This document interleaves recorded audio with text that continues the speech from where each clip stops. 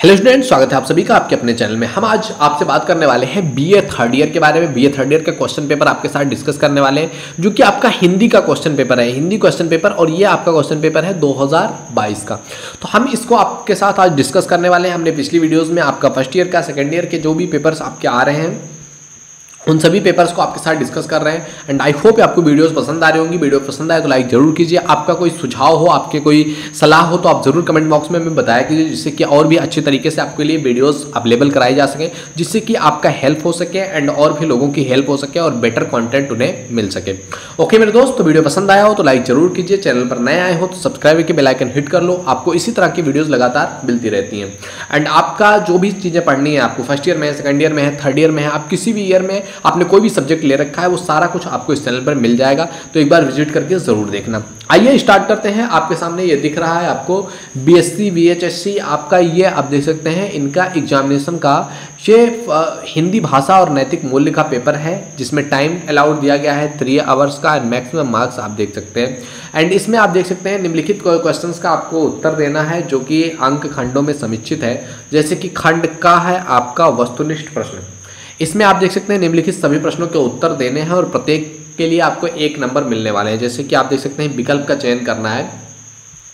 आपका फर्स्ट देख सकते हैं लोकोक्ति है। लोक भाषा में जो उक्ति कही जाती है, जो कहानी कही जाती है, वो क्या है?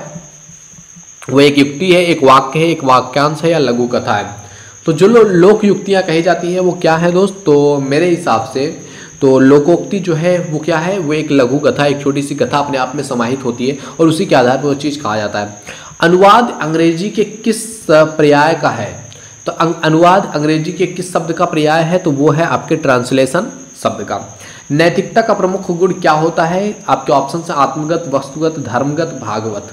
तो नैतिकता का जो गुण है वो होता है दोस्त आत्मगत, यानी कि आपके आत्मा से रिलेट करता है। फोर्थ है आपका जाति पाति तथा अमीरी गरीबी का भेदभाव भुला करके एक ही पंक्ति में बैठ करके भोजन करने को क्या कहते हैं? आपके ऑप्शन से पंगत, संगत, भंडार या लंगर।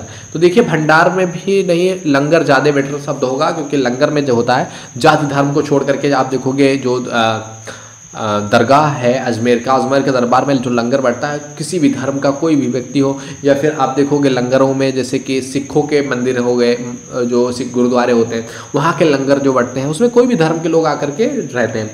अगला क्वेश्चन है आपका हरी पूछ और लाल कमान, तौबा तौबा करे पठान। ये क्या है? तो ये क्या है? एक कहावत है, पहेली है, मुहावरा है या लोकोक्ति है? तो ये एक कहावत है। आपका ऑप्शन नंबर फर्स्ट करेक्ट होगा। इसी तरीके से आप देख सकते हैं लघु उत्तरीय क्वेश्चन आपके सामने डिस्कस किया गया है कि किन्हीं 3 प्रश्नों के उत्तर दीजिए और प्रत्येक प्रश्न का उत्तर 3 अंकों का है। जैसे कि आपके सामने दिया हुआ है क्वेश्चन कि संक्षिप्त से आप क्या समझते हैं? संक्षिप्त मतलब क्या समझ पा रहे हैं आप? संक्षिप्त मतलब होता है किसी चीज को, किसी बड़े चीज को, बड़े फैक्टर को छोटे में, कम में आकर के इस तरह से समाहित कर देना जिससे कि चीजें समझ में भी आ सके और उसकी लेंथ क्या हो जाए? छोटी हो जाए, वो संक्षिप्त कहलाती है। अगला क्वेश्चन है आप देख सकते हैं लोक कथा और लोक भाषा में अंतर बताइए। लोक कथा और लोक गाथा में अंतर बताइए। देखो लोक कथा होता है लोगों के बीच जो कथा, कहानियां, कहावतें चल रही है, वो लोक कथा होती है। और लोक गाथा जो होती है, जो उसके बारे में लोग गा करके सुनाते हैं, वो लोक गाथा कहलाता है। आगे बात करते हैं। 4th नंबर कह रहा है कि मोबाइल को वर्तमान में वरदान या अभिशाप कैसे सिद्ध किया जा सकता है? तो मोबाइल को वरदान भी सिद्ध किया जा सकता है मेरे दोस्त, और मोबाइल को अभिशाप भी सिद्ध किया जा सकता है, क्योंकि आप देखोगे आज दुनिया में बहुत सारा कुछ जो हो पा रहा है वो मोबाइल की वजह से हो पा रहा है। आज मैं आपको अपने घर पर बैठ करके पढ़ा रहा हूँ और आप इंडिया के या दुनिया के किसी भी कोने में बैठ करके इस चीज़ को एक्सेस कर पा रहे हैं। That is because of mobile and internet. ये मोबाइल और इंटरनेट के माध्यम से ही हो पा रहा है, जिससे कि आप अपने घर पर बैठ करके कोविड के सिचुएशन में भी आप अपनी स्टडी को अच्छे तरीके से कंटिन्यू कर पा रहे हैं। आप अलग अलग चीज़ें सीख पा रहे हैं। आप जो है तमाम सारे स्किल्स सीख करके घर बैठ करके वर्क फ्रॉम होम करके लाखों करोड़ों कमा सकते हैं। तो ये देन है मोबाइल का और इंटरनेट का। और यहीं अगर इसको अभिशाप की तरह समझा जाए तो आजकल इतने ज़्यादा बच्चे एडिक्टेड हो चुके हैं, उनका अटेंशन पावर घटता चला जा रहा है। वो मोबाइल यूज करने की वजह से इरिटेट से हो गए हैं। मोबाइल एक ऐसी जो है लत की तरह हो गया है, जो कि दारू, शराब और नशीली जो ड्रग्स हैं उनसे भी ज़्यादा नशीला, ये एक तरीके का जो है ड्रग की तरह काम करता है। तो इस तरीके से बहुत सारी इसकी प्रॉब्लम्स भी है। इससे फिजिकल रूप से, मेंटल रूप से, साइकोलॉजिकल रूप से प्रॉब्लम्स आती है लाइफ में। तो ये एक तरीके का अभिशाप भी है। ये आप एक इस तरीके का हैबिट में कुछ लोगों के बन जाता है कि मतलब उससे निकल ही नहीं पाते कभी बाहर। तो ये एक तरीके से अभिशाप भी है। एंड वरदान भी है। डिपेंड ये करता है आप उसका यूज कैसे करते हो। अगला क्वेश्चन आप देख सकते हैं संप्रेषण की आपको विशेषता बताना है। अगला क्वेश्चन है आपको हिंदू धर्म की विशेषता बताना है। तो इस तरीके से 6 क्वेश्चन आपको दिख रहे हैं, इनमें से किन्हीं जो है क्या करना है, 3 प्रश्नों का उत्तर देना है। तो आप 3 प्रश्नों का उत्तर देंगे, इनमें से 6 में से जो भी आपको लगता है 3 बेस्ट, जिसका आप बेस्ट तरीके से उत्तर दे सकते हैं वो करेंगे आप। इसके बाद आता है आपका खंड नंबर 7 जो कि आपका दीर्घ उत्तरीय प्रश्न है एंड 4 क्वेश्चन आपको इसमें से करने हैं और एक एक क्वेश्चन का 4 अंक है, यानी कि 16 अंक आपको मिलेंगे इसके लिए। जैसे कि आप देख सकते हैं 7 नंबर क्वेश्चन, नर्मदा नदी के सौंदर्य का वर्णन कीजिए कि नर्मदा नदी का सौंदर्य कैसा है। तो आपको पता ही है नर्मदा नदी जो है इस पर कई सारे बांध भी बनाए गए हैं जो कि काफ़ी मात्रा में उपयोगी हैं, ये काफ़ी सुंदर है। मतलब अलग अलग चीज़ें आप लिख सकते हैं नर्मदा के बारे में अगर आपको लिखना हो।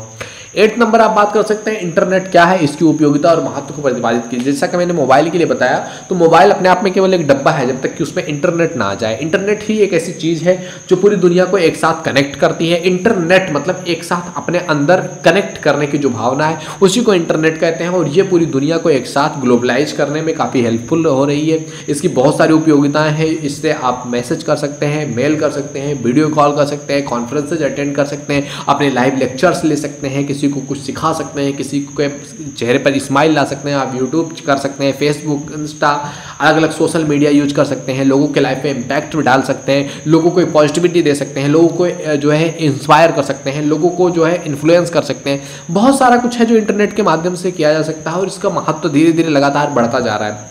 अभी 4G है, 5G आने वाला है जिसमें मेटावर्स की तैयारी हो रही है कि आप दुनिया में कहीं भी कोई भी चीज़ जो पुराने से पुराने समय में हो चुका है उसको ऐसे फील कर पाएंगे जैसे वो आपके सामने बैठा हुआ हो। यानी कि अभी केवल हम वीडियो में जो देखते हैं वो एक 2D फॉर्मेट में होता है, लेकिन जो मेटावर्स में आएगा वो पूरी तरह से 3D फॉर्मेट में होगा कि पूरी तरह से कि एक व्यक्ति कहीं और जगह पर बैठा हुआ है और जब उसको आप एक्सेस करेंगे तो वो व्यक्ति आपके एज इट इज सामने, जैसे कोई व्यक्ति लाइव में बैठा होता है ना, आपके सामने बैठा हो कोई व्यक्ति, ऐसे ही वो व्यक्ति आपके सामने वो चीज़ आपके सामने वो मतलब जो भी है उसको किया जा सकता है। तो बहुत सारी उपयोगिताएं इंटरनेट की हैं और धीरे धीरे ये चीज़ बढ़ती भी जा रही है।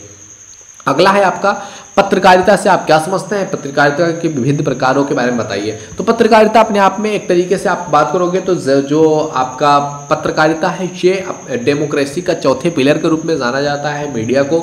और ये पत्रकारिता जो है अपने आप में देश के बारे में जो सच्ची घटनाएं हैं, देश के बारे में जो जनता तक चीज़ें पहुँचनी सही है, लोगों को बताने का, लोगों को जागरूक करने का काम करते हैं। पत्रकारिता के प्रकार बहुत सारे हैं, जैसे कि आप देखोगे इलेक्ट्रॉनिक मीडिया आ गया है, प्रिंट मीडिया है, इलेक्ट्रॉनिक मीडिया में आपके बहुत सारे सेक्टर आ गए हैं, सोशल मीडिया आ गया है, मेन मीडिया चैनल्स आ गए हैं, इंटरनेट आ गया है, ग्लोबल में आपके ब्लॉग्स आ गए हैं। तो बहुत सारा कुछ आ गया है आपका जो है इलेक्ट्रॉनिक मीडिया के अंतर्गत। प्रिंट मीडिया में आपके न्यूज़पेपर आते हैं। तो इस तरीके से ये पत्रकारिता के विविध प्रकार हो गए।